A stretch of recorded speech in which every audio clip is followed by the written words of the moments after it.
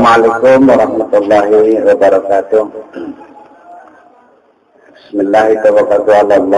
La haula wa la quwwata illa billah. Asyhadu an la ilaha illallah wa asyhadu anna Muhammadar Rasulullah. Allahumma shalli ala sayyidina Muhammadin wa ala alihi wa sahabatihi ajma'in, ma ba'du. Para sesepuh mukarramun, hadirin dan hadirat rahimakumullah, dalam rangka memperingati Hari Besar Islam, Isra Mi'raj, saya ingin mengatakan seperti ini, bahwa yang penting yang kita percayai dari Isra Mi'raj ini adalah benar Kanjeng Nabi melakukan Isra, perjalanan di malam hari, minal Masjidil Harami ilal Masjidil Aqsa. Itu satu. Dan Mi'rajnya dari Masjidil Aqsa sampai ke Sidratul Muntaha. Sidratul Muntaha itu markas besarnya Gusti Allah, headquarter maka polisiman yang London arena Scotland Yard. Ya, pusat markas besarnya.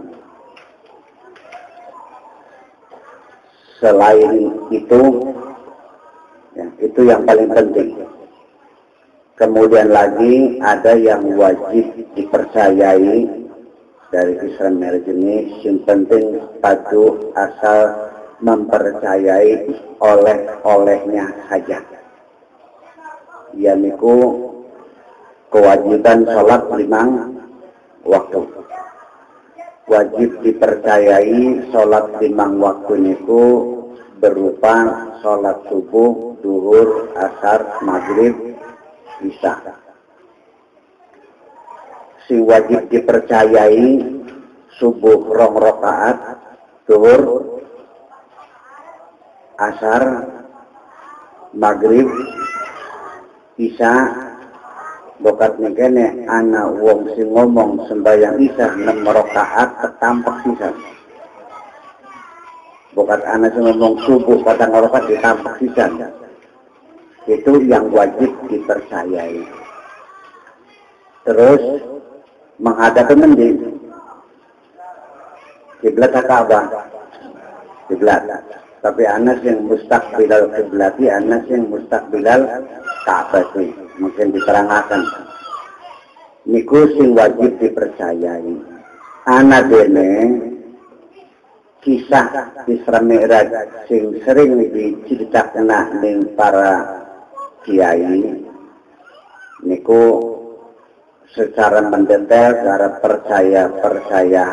dipercaya ya beli apa-apa, orang murtad, orang kafir. Umpamane kendaraan sing dienggo Kanjeng Nabi, sing Masjidil Haram maring Masjidil Aqsa nunggang apa, terserah. Terus yakin luang sepur ya mangga, nunggang bis ya los, pokok digendong di malaikat Jibril ya mangga, dipalangaken ya apa-apa. Sing nunggang buruk ya mangga. Terus buruknya kayak apa? Jaran, pendase apa jarannya? Wong wadon, raine, ayu.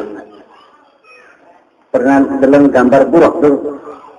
Nah, itu gambar imajiner, artinya gambar khayalan. Iya, sebab lamun pula yang susukan ketemu orang bersama dan ayu gembleng, gitu. Sampai dengkul ngoblok, waya di dalam sikile jaran klenger kita. Ya niku sih percaya mangga, dipercaya ya mangga. Sebab Isra Mi'raj niki masih boten disepakati oleh seluruh umat Islam selain sholat 5 waktu itu. Anak yang berpendapat Isra Mi'raj niku perjalanan ruhani. Perjalanan ruhani. Ana maning berpendapat perjalanan ruhani dan jasadi. Rohnya dan jasadnya. Ada yang mengatakan rohnya saja. Sing bener endi embuh. Sing penting niku boten penting. Artinya lamun ngandel kalau jasad dia manggap, ngandel ya orang murtad orang kafir. Sing penting wong Islam menjadi tukaran. Ya.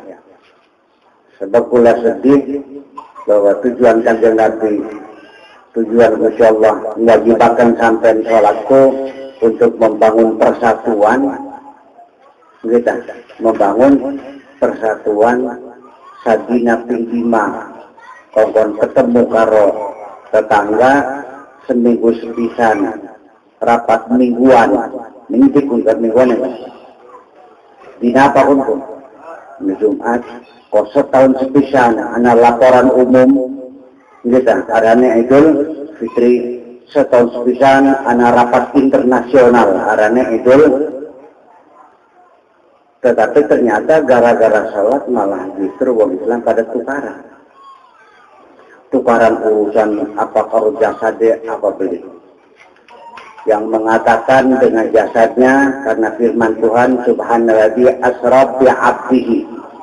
Allah telah memperjalankan di malam hari bi 'abdihi terhadap hambanya. Maka abdun kan jasad.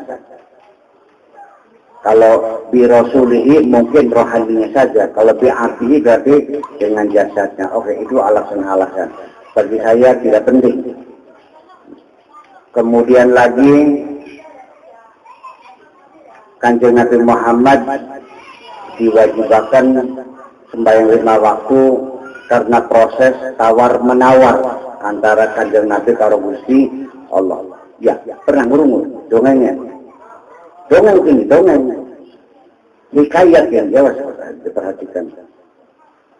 Bahwa diwajibkan zakat begitu mudun ning langit bumi ketemu para Nabi Musa oleh apa aja siremat anu je kon sembayang ping 50 aduh je bangsa kuasa kita bae wong Yahudi sing gede-gede akas-akas seminggu sepisan bae akas sing disembayang apa manusia umat cilik-cilik ping 50 mangsa kuasa nganyang maningras mangkat manigusi oleh beli nganyang ya wis 45 kemudian maning oleh pirat 45 masih kurang nganyang maning mangkat maning kusir beli nganyang maning sampai 35 30 selawe 20 15 10 5 masih kok nganyang maning.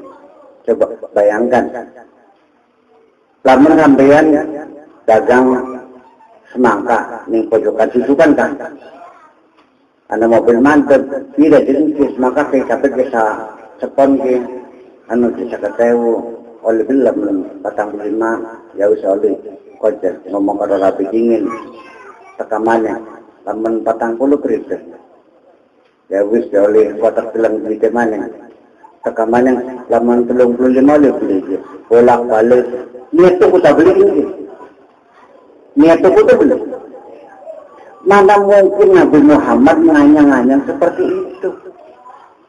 Jadi ngambil serok beli ya, terus lihat apa makin. Seset nganyang sampai tekang 5 garap nganyang maning kayak wong nyet beli itu korek. Nah ini sangat bertentangan dengan personalitas kepribadian Kanjeng Nabi sing wonge hidup pisan. Tidak pernah berkeluh kesah, tidak pernah, ya Allah, Kanjeng Nabi kayak apa, tidak pernah, beliau pernah keseret, beliau pernah ngomong aduh, tidak pernah menangis menghadapi cobaan segala itu. Digambarkan dalam Al-Quran, wa qalu sami'na wa ata'na, ghufranaka rabbana, wa ilaikal masih. Sering diwakil ayat ini. Kapan macamnya? Itu kepribadian Nabi wa qalu sami'na siap kami terima perintahmu wa ata'na dan siap kami laksanakan perintahmu dalam pelaksanaan ketika ada kesalahan, ghufranaka rabbana, ampunilah kami. Wa ilaikal masir, keputusan terakhir, penilaian terakhir, engkau yang menentukan. Konon dia, tentara bemukono, terus aku nggak mentara pun. Pernah yang atasan, nganyang, dan akan tetapi, durung pelanggan tempong itu, iya. Siap laksanakan, selalu siap laksanakan. Itu Nabi nggak mungkin nganyang-nganyang. Siap laksanakan, siap laksanakan. Jadi itu nggak terserah. Dugaan saya mungkin Yahudi niku gada psikopat, saniki arane superiority complex, bangsa yang merasa dirinya paling hebat. Jadi artinya gawe cerita supaya sampean ngandel bahwa Nabi ini sampean masih ditongor-tongor ning Nabi ini wong Yahudi. Artinya Nabi Musa. Terus ngandel ke sampean ini. Ya coba rasional dikit lah. Gitu. Tetapi senajan kalau masalah ngandel kan, orang apa-apa, orang murtad, orang kafir kok. Itu aja kok simpelnya aja tukar mungkin.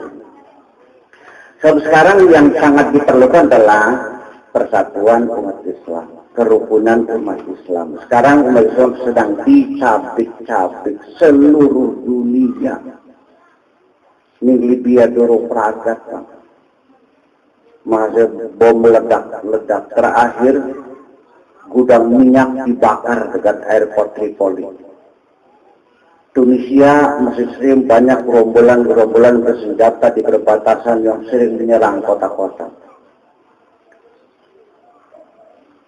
Syria kacau balau, pemberontakan di mana-mana. Hafizul Asad, Alawiyin yang bermadzhab Syiah membantai ahli sunnah. Patin korban kekejaman Hafiz Bashar Assad ini lebih banyak dari korbannya ISIS. Ya, ratusan ribu. Yang ditugel dasar, yang dibakar urip-urip sampai tangan dikuliti, ya, kekejamannya. Kan dosanya apa? Karena mereka orang ahli sunnah. Sebaliknya ISIS, Wahabi Salafi, wong Syiah, patin kabeh. Ya, wong Kristen yang agamanya minoritas diserbu, patin kabeh. Subhanallah, saling bunuh pun membunuh. Sampai sekarang umat Islam masih tercabik-cabik. Ya, di Bahrain sudah mulai bergejolak. Kenapa? Karena penguasanya orang Sunni, ya, rakyatnya Syiah, juga sama pembantaian. Di Yaman, Abdullah Saleh kabur, tapi juga menyerahkan ibu kotanya kepada Houthi, juga orang-orang Syiah. Ruwet ini. Jadi ruwet wong Islam ini mbuh nang apa sing penting lamun Kanjeng Nabi dinafiin nongol kaya nangis Kanjeng Nabi ngelengaken sampai mekanen. Nang beli mekanen, Islam beli mekanen. Andel iki. Lamun Sayyidina Umar nang oman ditempel ke pikir mekanen itu barang baik. Masa Islam makanya. Jadi artinya bahwa ketika sang raja zaman dulu kala setelah Umayyin niki kekuasaan agama beragama, ya, urusan keimanan dan urusan administrasi negara yang memegang itu adalah seorang pemimpin. Karena urusan agama melu diurus ning raja, akibatnya apa terjadi? Nalikane sing dadi raja niki wong ahli sunnah wal jamaah, wong Mu'tazilah dipateni. Gara-gara meyakini Al-Quran adalah makhluk. Pateni. Itu bendasar. Nalikane sing dadi raja niki wong ahli Mu'tazilah, wong ahli sunnah dipateni. Seperti Imam Ahmad bin Hanbal.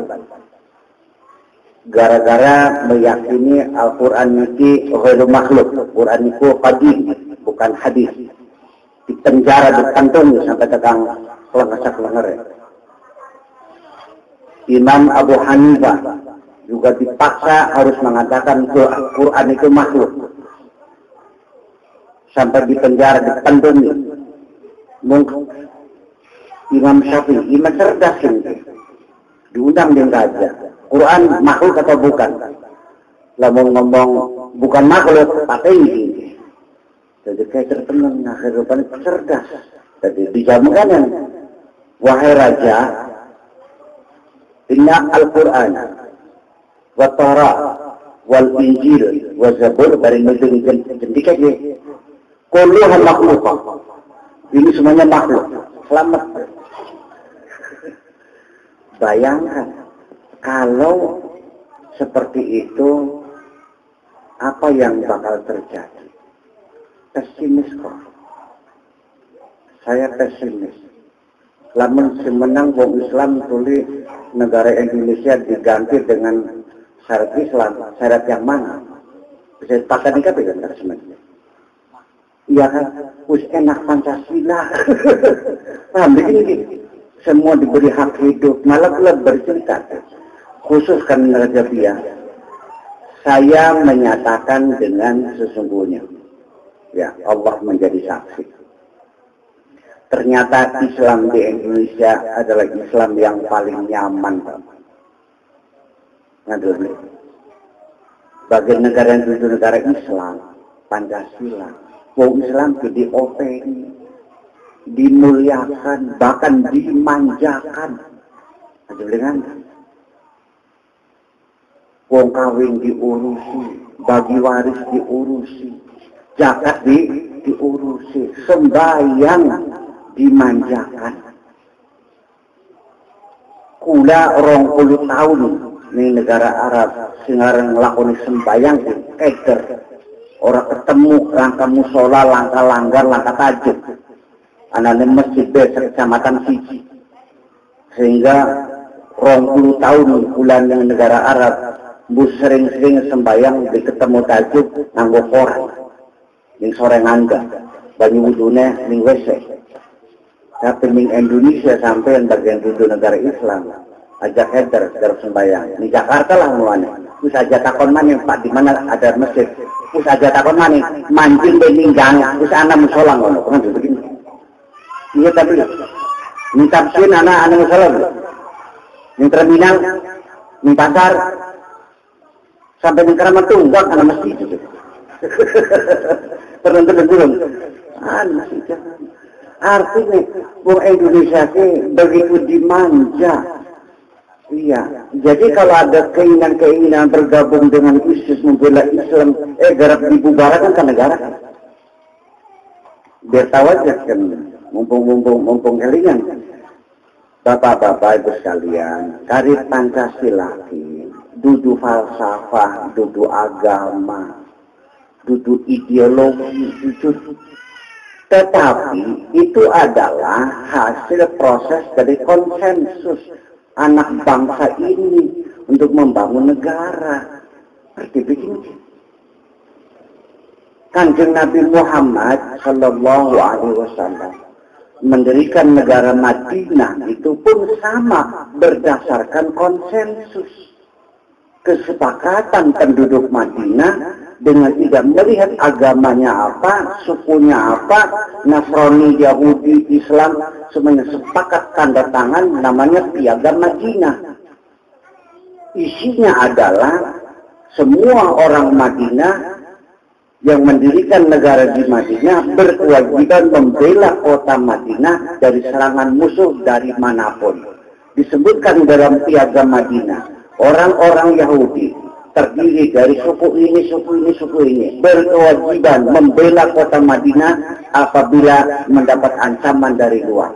Nasrani juga begitu, Islam begitu. Begitu keadaannya. Jadi ide-ide mendirikan negara Islam itu kan setelah zamannya Kanjeng Nabi, setelah Khulafaur Rasyidin, ya, masuk Raja-Raja Muawiyah, raja memegang agama, masalah syariat, masalah siasat, agama, gerigama dipegang. Seperti itulah terjadi penindasan-penindasan, ya. Tetapi alhamdulillah berkat perjuangan para ulama pada zamannya terus berjuang ingin memisahkan kekuasaan seorang khalifah, seorang raja dari urusan agama, urusan trigama. Sampai ini urusan siasat, lalu urusan syariat. Kata ulamanya sudah raja mah urusan siasat saja. Urusan syariat kami ulama yang memimpin. Maka disitulah ada kekuatan, ada umaro, ada ulama. Sampai sekarang di Indonesia inilah indahnya dua institusi umaro dan ulama tidak boleh dipisahkan. Iya, begini. Itu perjuangan ulama. Ya sudah kita teruskan saja. Ya kan gitu. Ulama dan umaro supaya berdampingan, jangan bermusuhan, berkomunikasi secara produktif, ada kompromi, ada kesepakatan. Jadi artinya, dan selama ini pendapat-pendapat ulama di negeri ini sangat dihormati. Itu yang perlu kita perhatikan. Jadi artinya, terus aja ngayal-ngayal pengen gabung ISIS manila, anton mati nganggur mana kah? Boro-boro sahid, sangit, ya iya. Sampai ini. Tuh. Jadi mangga ibu-ibu bapak sekalian, mumpung sampean dari wong Indonesia, di mana negara kita memfasilitasi dan luar biasa bahwa punten prima ulama objektif baik nyong alam dunia dalam sejarah manusia. Presiden sing paling rajin dari masjid kita harus sebenarnya diceritakan, ya puluhan ribu masjid dibangun. Saya tidak tanya uangnya dari mana. Pokoknya yang penting anak duitnya masjid digawe. Iya, Yayasan Amal Bakti Pancasila bikin masjid hampir di setiap kecamatan di seluruh Indonesia. Mana ada raja Arab yang rajin bikin masjid? Itu tentu ini. Ya. Nah, Bapak sekalian, terlepas itu semuanya, yang penting mari kita menggali bahwa sholat ini Al-Quran Gusti Allah menyatakan seperti ini, qad aflahal mu'minun. Betapa bahagianya orang-orang yang beriman. Duh, bagja temen wong beriman. Betapa hebatnya kamu, betapa damainya kamu, betapa bahagianya kamu. Alladzina hum fi salatihim khashi'un. Yang salatnya khusyuk. Salatnya khusyuk. Walladzina hum ala salawatihim yuhafizun. Bukan. Untuk angka ini Anda dengan ini wong Anda berjalan ya, do. Nah itu kita ngaji di sini punten. Saya ingin menerangkan dulu indahnya Al-Quran. Kenapa disebut ladzina fi salatihim khashi'un? Yang santri ini, Rasul santri ini, khashi'un itu adalah jumlah ismiyah. Artinya menunjukkan yufidus subut wa dawam. Salatnya khusyuk. Artinya selalu khusyuk, tetap stabil. Sembahyang subuh khusyuk, sembahyang zuhur khusyuk, sembahyang tekan sembahyang isane khusyuk kabeh. Nah, nalikane walladzina hum ala salawatihim yuhafidun nganggo fi'il. Dudu hafidun tapi yuhafidun. Kenapa? Karena yuhafidun itu berubah fi'il sehingga zuhur sembahyang mari kerja dingin. Kok asar sembahyang, pada sembahyang leren maning, menggawe maning, terus sembahyang maghrib. Artinya menjaga sholat tepat pada waktunya. Yang jadi masalah adalah sampeyan jujur ke. terus ragak sembahyang. Ngerasa betul ada perbedaan, kenyamanan di dalam jiwa kita. Sampean lagi mengkelning lagi, terus sembahyang zuhur, begitu assalamualaikum, hilang tak beli mengkelek. Hilang, hebat. Lagi dugal nih anak, sembahyang asar, assalamualaikum, hilang dugal mungkin nanti. Simone stres, lagi sampai maghrib, alhamdulillah, simone ampokan sesak, logoromane, mungkin nanti. Ya, alhamdulillah, syukur berarti orang susu kan selain susu apa begini. Ibu-ibu sekalian, niki nih kota-kota besar, yang London, yang Perancis, yang Los Angeles, yang Jakarta termasuk, kehidupan sehari-hari, singawi tangi turu, sampai garapan turu manik, endas mumet, ya, akibat benturan kepentingan, ngurusi laki, ngurusi masakan, ngurusi anak, apa maning di kantor, pergaulan sosial, pergaulan politik, segala macam keputusan negara, stres kabeh ini. Orang sekarang lagi demam melakukan pelatihan-pelatihan yang disebut dengan relaksasi tubuh dan pikiran. Bayarnya larang dengan cara mengabaikan, dengan cara menghipnotis sendiri, melihat persoalan menjadi kecil, tarik nafas yang dalam, ditahan pelan-pelan, dikeluarkan pelan-pelan, tarik nafas lagi, mencari duduk posisi yang paling nyaman. Masya Allah, Bu, latihan relaksasi merupakan latihan yang luar biasa, membuat orang menghilangkan stres. Iya, tapi gini. Sebenarnya gini. Teori sholat itu lebih dari relaksasi sebetulnya mah. Kalau sholatnya dilakukan secara khusyuk. Iya, tapi gini. Iya. Pulangnya, mumpung tinggi itu udah pentapon si bebo. Kepengen beli sholat khusyuk bisa. Beli caranya. Makanya dalam ini pula tadi menjelaskan dingin bahwa ada hal-hal di luar sholat sebagai persyaratan-persyaratan yang harus kita perbaiki dulu. Sehingga ketika masuk dalam sholat, kita masuk dalam sholat yang berkualitas. Ada hal-hal yang perlu diperbaiki sedurunge sholat supaya sholatnya berkualitas. Nabi Muhammad Shallallahu Alaihi Wasallam pernah mengadakan sayembara. Sapa-sapa uangnya sing sholat khusyuk tekai sorban. Para sahabat ikut lomba sholat, ya, kepengen oleh sorbannya Kanjeng Nabi itu sampai ajan dalam sorban ragana pira.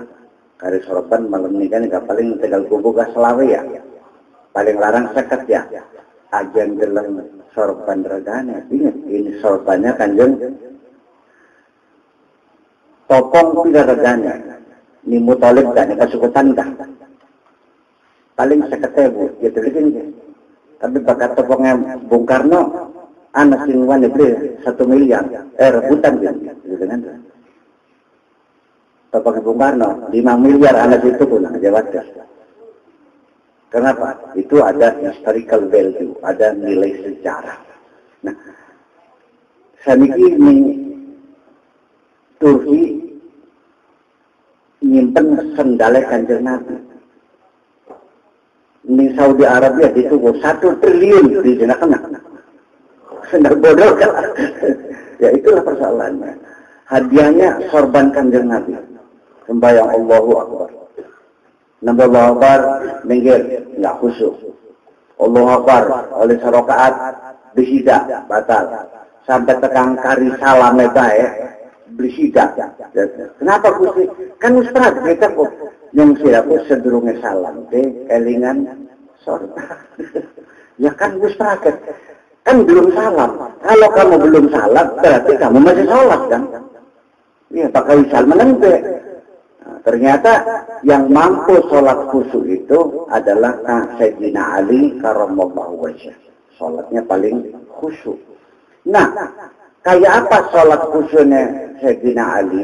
Si Jinengkina dalam peperangan anak panah sing nuncep ning gigire Sayyidina Ali. Nalikane garakan dicabut, sakitnya luar biasa. Jadi Sayyidina Ali, tunggu sebentar, saya mau sholat dulu. Ambil air wudhu, terus sholat. Nanti ketika saya sedang sholat, silakan panah di punggungku dicabut. Begitu sembahyang, panah dicabut. Pragat sembahyang, Assalamualaikum. Sayyidina Ali takon, wis dicabut tadurung. Wis. Artinya apa? Beli kerasa. Ya, begini. Betapa kekhusyuan sholat yang seperti itu. Kari ulama nih sampean ini bukan panah mah kegedeannya. Padu asal dicopot nih lamuk beli kerasa bisa beli kira-kira. Bu bisa beli sembahyang dicopot nih lamuk beli kerasa. Ulama bisa. Bengen lagi nih bapakan kan, lagi dua demenan pecah budur.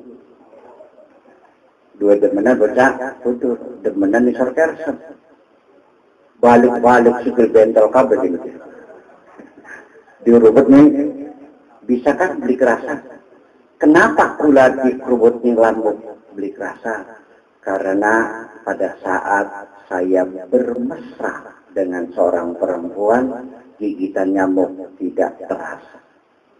Maka kita bisa saja sholat khusyuk seperti itu ketika ada kemesraan di hati kita ketika melakukan sholat. Makin nggak tahu dia ngomong kita. Ya iya. Nah, wong bakal bermesra. Kepengen suwe tak kepengen sedela. Nah, sembahyang bakal sadar sembahyang pengen yang suwe tak sedela. Satu wis ketangguhan gitu. Masya Allah, sampai maca Fatihah sampokan. Bismillahirrahmanirrahim. Alhamdulillahirabbil alamin arrahmanirrahim maliki yaumiddin iyyaka na'budu wa iyyaka nasta'in ihdinas siratal mustaqim siratal ladzina an'amta 'alaihim ghairil maghdubi 'alaihim waladdallin. Bismillahirrahmanirrahim. Wahadda Allahu akbar. Kayak manuk sikatan. Itulah maknanya bahwa kita tidak punya kemesraan. Jadi kuncinya salah satu, sholat khusyuk itu adalah dibangun di dalam hati yang jatuh cinta kepada Allah. Untuk menerangkan bagaimana caranya cinta kepada Allah mungkin tidak selesai semalam ini. Karena orang jatuh cinta sama Allah pelajarannya sangat panjang sekali. Ada sampai orang yang belajar cinta Allah, seorang murid, dibimbing mursyid 20 tahun langkah dragat, langkah drek bleger bae, orang demen-demen bayang 20 tahun, apa bening sabung ya? Belum mungkin kan?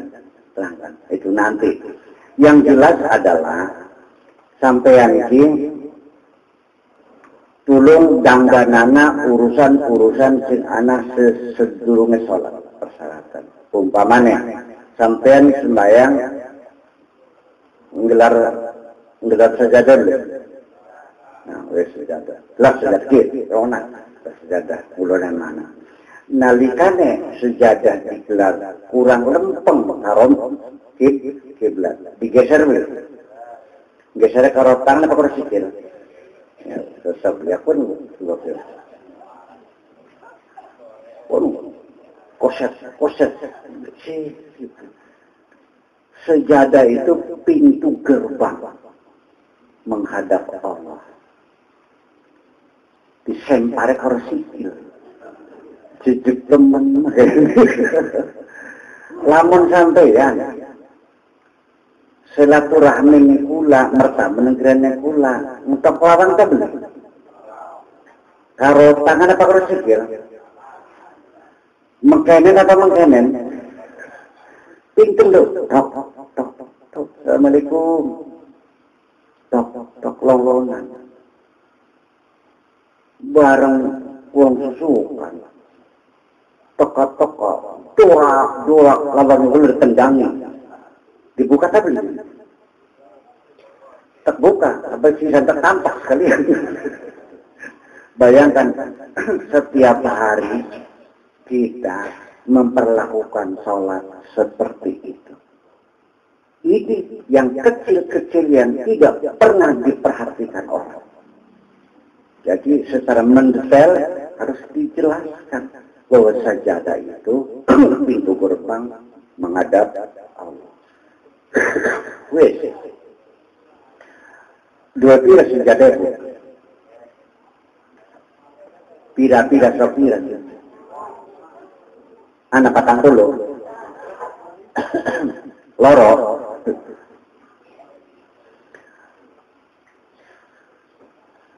Di basuh itu tidak. Pirang dina pisan. Sebulan. Selebaran. Masya Allah. Tadi kesampaian lampinya dibasuh sadina pimpira. Sadina pisan kan. Ganti kelampinan saya. Ternyata Rasulullah sih. Sejadah pirang dina dibasuh. Tahun.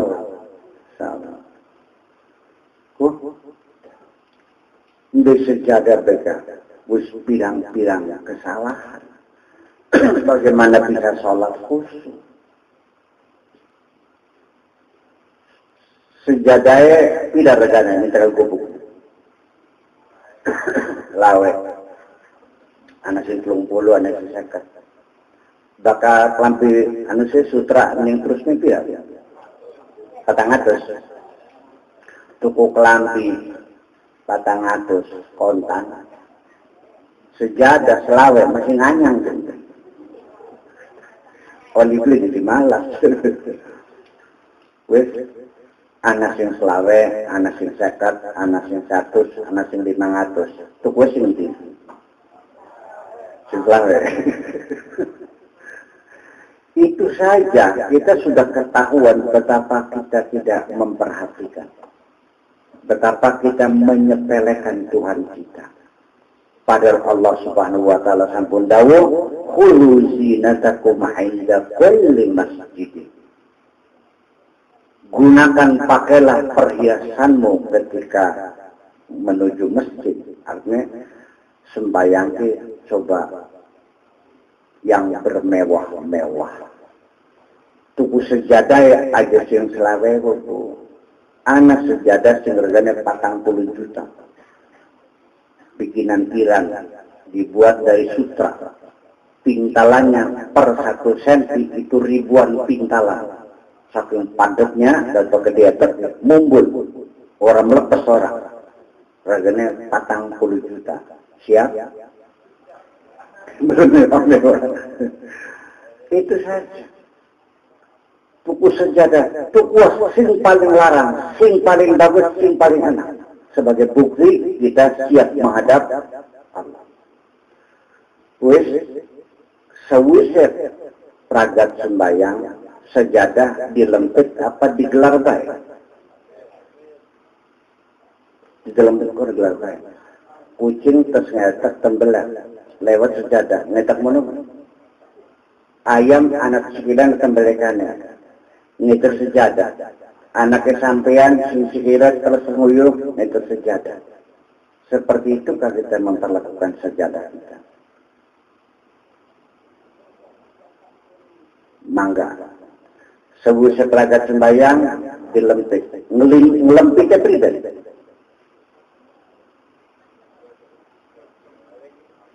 Tekan sekil ditumpang kening tempatnya sujud. Sehingga akibatnya embu sering-seringnya kula antun sembahyang yang umang wong karena kula sering lelungan di sejadah. Karena niat pula sembahyang menghadap Gusti Allah kepengen temenanan. Paling nyaman niki salat niki waktu bersujud. Karena pada posisi kita bersujud dikatakan Itulah posisi yang paling terdekat dengan Tuhan. Aqrabu ilayya fahuwa sajid. Baca subhana rabbiyal a'la wa bihamdihi. Subhana rabbiyal a'la wa bihamdihi. Subhana rabbiyal a'la wa bihamdihi. Kita nikmati kenyamanan itu. Ternyata begitu subhan rabbiyal a'la wa bihamdihi, serong mampu kaos kaki. Akhirnya subhanallah dipetah akhirnya. Itulah akhirnya menjadi gangguan. Kecil persoalannya. Sejarah mampu apa? Masya Allah. Buyar sembahyangnya. Gara-gara semacam itu. Pakon ibu bunyikannya. Supaya betah sujud priben caranya. Ya coba kira-kira bakal pengen betah tetesana sejadah nganggo lengawangi. Anak bising mikirnya sejadah di lengawangi. Langka durung berangkon durung. Tetes ngelutik bisa. Minyak sing enak, minyak sing larang, terserah sesuai dengan selera umur sampean. Sing senengnya aneh-aneh mangga, sing seneng channel mangga, sing seneng alam jelon los, bapak. Padu asal aja minyak nyong-nyong banget sih. Berarti minyak nyong-nyong, sing kopat kategah. Minyak apa berarti? Permuskan enggak. Wes sing enak. Channel sing regane orang juta setengah anak peret-peret ngono ku. Insyaallah. Orang dinak masih hilang sama gue. Sehingga Pak dengan keharuman yang nyaman itu kita juga betah. Nikmatilah kenyamanan nafas kita pada waktu itu. Itu perlunya relaksasi tubuh dan pikiran. Subhana rabbiyal a'la wa bihamdihi. Kosongkan kita dari segala macam urusan. Aja ngeling-ngeling utang. Aja ngeling-ngeling rabis yang lagi puri. Aja ngeling-ngeling anak yang lagi tenang narkoba. Ya, wes tenang, damai. Begitu assalamualaikum. Alhamdulillah. Fresh kembali. Semangat kita tumbuh kembali. Etos kerja kita terus meningkat. Sadina tinggi apa beli luar biasa katanya. Lah ya iya. Wes udah takonan nih. Bagaimana cerita sejaban yang sembahyang ini? Bro. Kari susukan karo Mekah ke pirang kilometer bu atuh. Kalau itu mendingin pirang kilometer. Anak 8.000 kilometer. Ada ya, 8.000 kilometer. Si anak bapak polisi lupa tentara. Sampean nembak dalam jangka 10 meter tepat nih. 20 meter, 30 meter, 1 meter, 1 kilometer. Pula juara nembak Pak. Ya, saya selalu kalau ulang tahun negara ini saya selalu juara nembak. Ya, persis. Ya, karena kalau bahkan nembaknya tariknya tangan kirinya nggak boleh bergerak. Makanya saya jangan napas dan senjata tekan ke pundak itu sekeras-kerasnya. Jadi itu sama seperti diikat di kusen. Iya, tepat. Tapi begitu 50 meter nggak bisa. Kita harus pakai jarak, menaikkan sedikit. Ya, pengen nembak sikil ke, enggak sikil pelan, boleh kan sikil. Nah, begini. Iya. Orang saya nembak sikil, cepat, jangan enggak saja. Sering kata polisi nembak sikil, boleh kena enggak. Persoalannya. Bayangkan, 8.000 kilometer. Ditambah maning, posisi Ka'bah, karo susukan, beli lempeng, tapi melengkung. Karena bulatan bumi itu seperti bola, seperti telur. Mungkin belum bisa lempeng. Jadi ada nggak garis lurus? Nggak ada. Semua melengkung di bumi ini. Ya. Bising kena mau lempeng, tarik benang lempeng, iya lempeng jadi sampean. Selama sampai masih di alam dunia, tidak ada garis lurus, semuanya melengkung. Kenapa? Karena kita berada di bumi yang bentuknya bulat, maka semua pasti melengkung. Ini relativitas. Singkene tekan dermaga, tarik benang sendawa, lempeng tak melengkung. Melengkung, nggak ada lurus, semuanya melengkung. Berapa kadar yang punya? 100 meter nih, sama dengan 10 pangkat min 29 cm.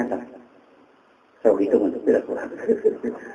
10 pangkat min 29, artinya 0,0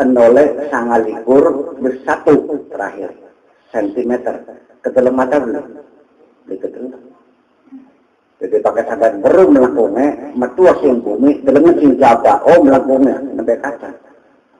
Nah itu makanya resikonya tinggi, menghadap kiblat wis bener tak turun sampean. Ayo, serap. 8.000 kilometer bergeser 1 senti. Ngelasabeka berapa ratus kilometer mana nih? Bayangkan. 1 mili, 1 senti, 1 mili itu melasabek tekan London dengan. Nah, seniki kula takon sampean. Sembayang niku malih ngadep kiblat di dasar sindi. Nah, ayo. Pernah beli sampai pakai komputer, dilihat arahnya. Pernah? Orang. Nganggo kompas? Orang. Jadi pribadi. Saoli pun bayangkan.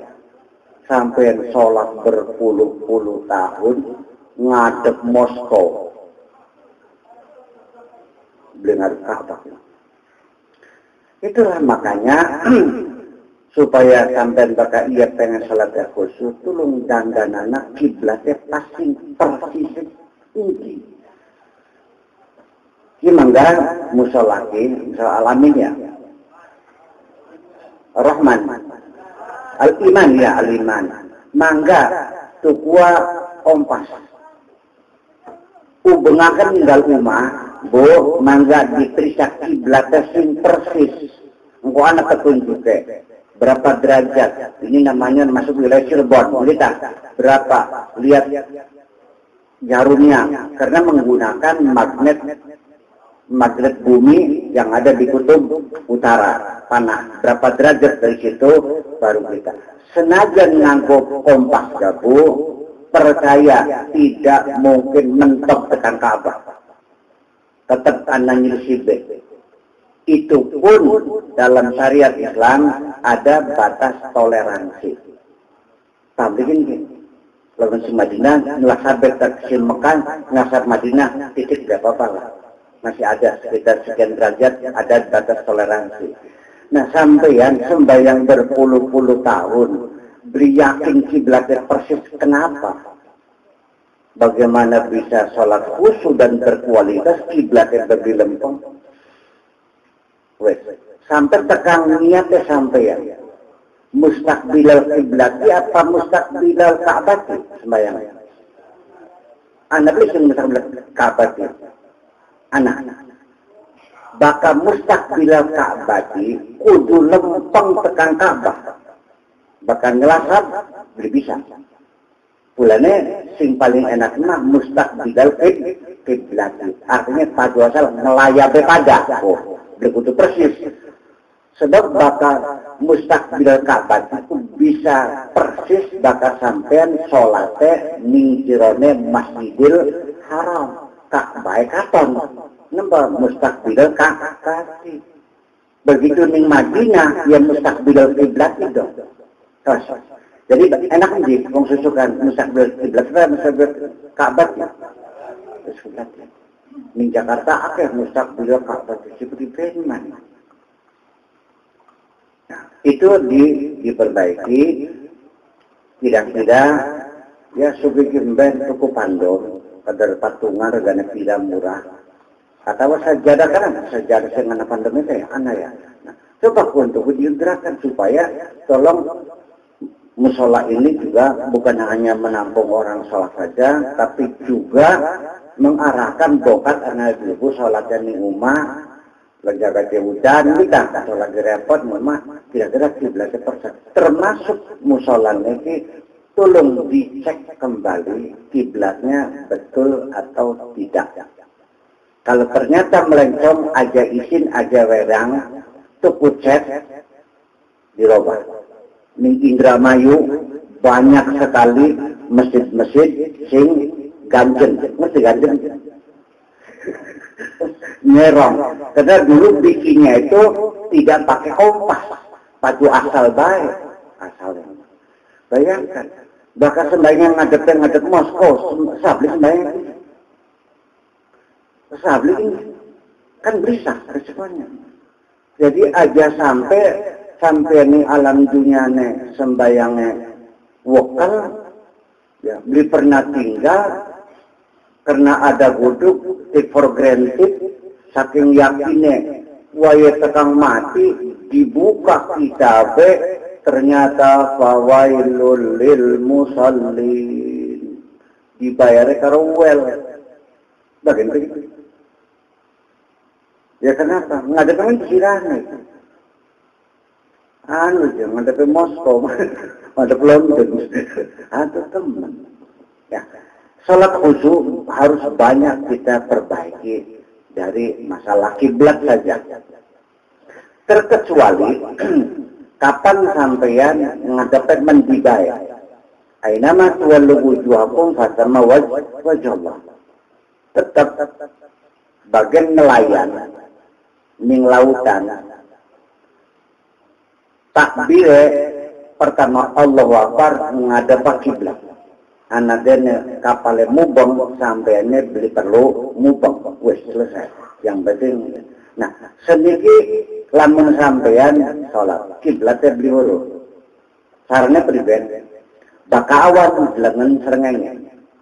Bulan apa, tanggal berapa, di mana posisi matahari, apakah di lintang utara, apa lintang selatan, itu paham gitu orang Islam. Jadi ya, bakal orang sholat terpaksa harus belajar kosmologi, harus belajar astronomi. Iya tadi itu sebenarnya mah. Nah, bakal bengi, bakal padang ulat, deleng ulat, ada kapan kiblatnya titik, mana utara, mana selatan dengan adanya bulan kita bisa tahu kok. Lamun bulannya langka, deleng bintang. Bintang apa bosan deleng?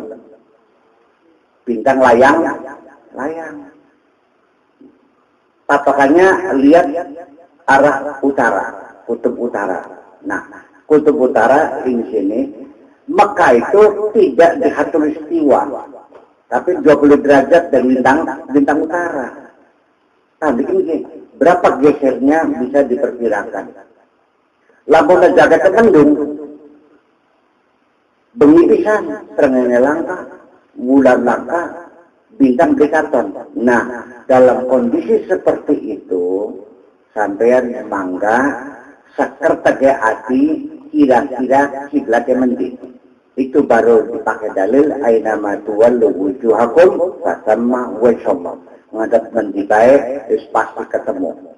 Sebab sesuatu yang bulan, kita ngadap kemana saja, akhirnya muter ya, bisa ketemu mana pada Tuhan. Itu saja persoalannya. Wes, sampeyan sembahyang. Bakal berkondangan jantan dulu. Tepok lip, pipinya pura-pura. Untuk setepak. Lipstiknya, maskaranya, shadownya, kelambinya yang bagus saya beli. Bagus. Kata sembahyang, kenapa pinjungan banyak? Kalau kamu harus pinjungan. Bayangkan. Menemui seseorang saja kita menggunakan pakaian yang serapi-rapinya. Menghadap Allah Sang Pencipta, nganggo pinjungan. Jangan berharap sholatmu akan khusyuk ketika seperti itu. Iya tapi wis nganggo pinjungane kok waya takbir Allah pinjungane melorot sembayangnya dibatalkan terusakan saya. Jadi bari budaya ngaten Gusti Allah. Pernah sing terjadi pinjauan yang melorot pernah. Aku bilang aku pernah beli. Bayangkan sehari-hari kita sholat seperti itu.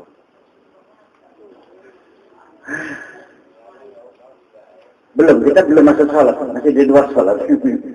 Wih, sampeyan saniki bakal sholat niku muftatahatun bi takbir wa muftatamatun bi taslim. Diawali dengan takbir. Encang rongo pengening kula. Encang takbir sampai beribu.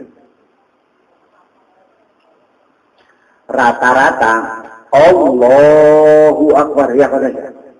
Ana sing Allahu Akbar. Ana Allahu Akbar. Nyebut arane Gusti Allah ana sing Allah, ana sing Allah, ana sing Allah, ana sing Allah. Iya tapi kuping kula beli salah. Nama Allah Ismul Zat Lafzul Jalalah akeh sing nyebut keliru. Kula arane sapa? Ayo bacakan ini arane sapa kula?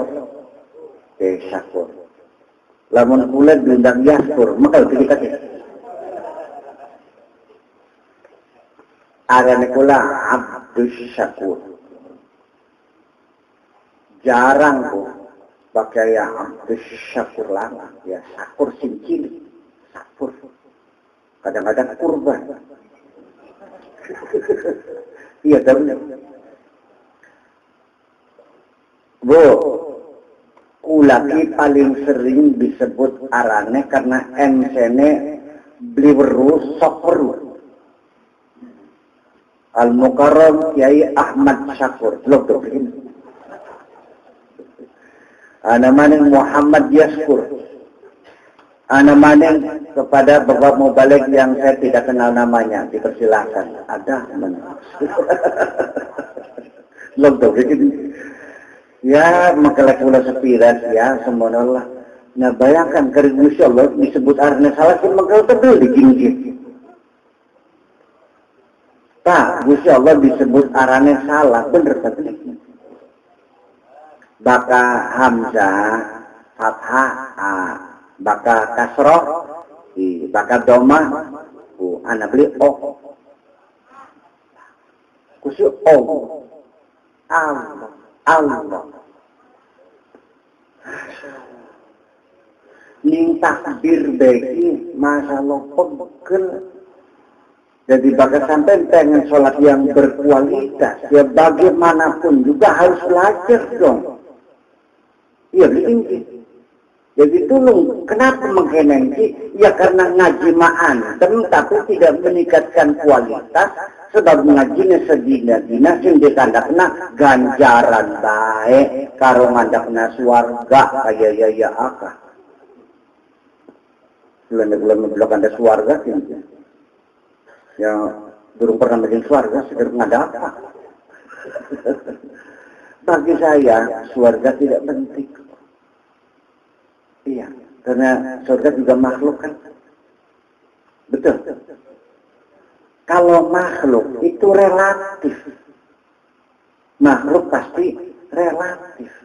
Hanya Allah yang mutlak. Anda pun wawatan lewat arane Memunah. Wis waya engkak yang kau perasaan. Ini bapak polisi takut berbeda. Waduh cantiknya bukan main. Tentara kan, ya sedanglah. Cepatnya blesak semono.